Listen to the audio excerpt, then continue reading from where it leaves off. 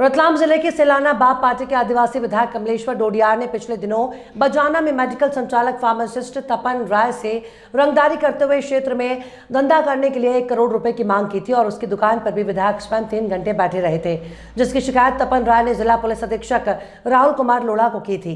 SP द्वारा उक्त आवेदन पत्र पर एसडीएम सेलाना ने जांच करवाई गई थी और उसके बाद विधायक कमलेश्वर डोडियार के खिलाफ धारा 323, 294, 506, 284 और 34 में सेलाना थाने पर प्रकरण दर्ज किया है।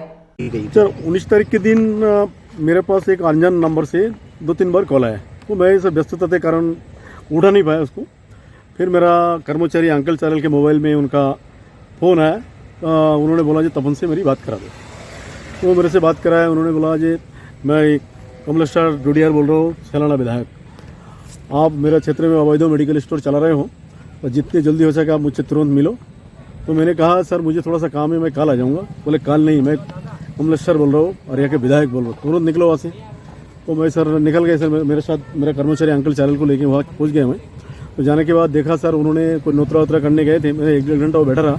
उसके बाद वो आया, आने के बाद उनको गार्ड को बोला इनको अंदर भेजो। तो गार्ड ने मेरे से मेरा मोबाइल बाहर ही रख लिया और बाकी मुझे चेकिंग करके फिर अंदर जाने दिया। जाने के बाद कमलेश्वर जी ने बोला ठीक है बैठ जाओ। फिर उन्होंने मुझसे पूछा आपके पास मेडिकल चलाने के लिए लाइसेंस है? तो मैंने कहा लाइसेंस है सर, मेरे पास रिटेल होलसेल दोनों लाइसेंस।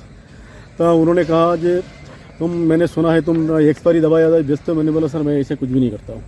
अब आया मेरे मेडिकल पे, अब जो मेडिकल संबंधित अधिकारी है ड्रग इंस्पेक्टर, उनको आप भेज दीजिए, अगर मेरा मेडिकल पे कोई एक्सपायरी दवा है तो आप देख लीजिए।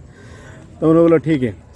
तो मैंने बोला तुम मेरे लिए क्या कर सकते हो? मैंने बोला सर मैं आपके लिए क्या कर सकता हूँ, मेरे इतना हैसियत नहीं, मैं क्या करूँ आपके लिए।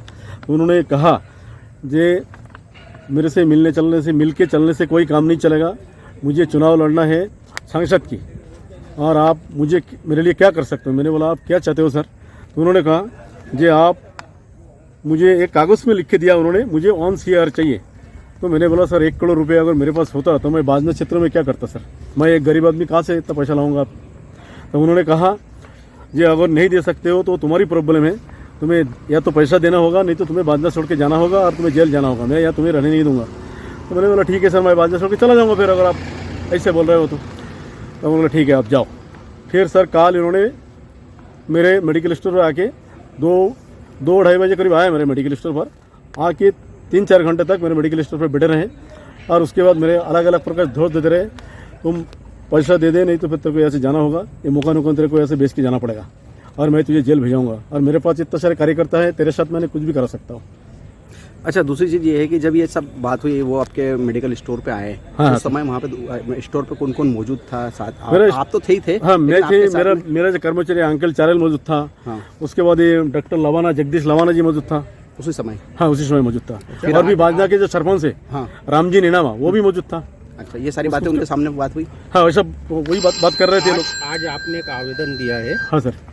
क्या दिया है और क्या मांग कर रही है? मैंने आवेदन दिया है सर, मेरे से जो रंगदारी जो मांगा जा रहा है ज़बरदस्ती, इसके खिलाफ।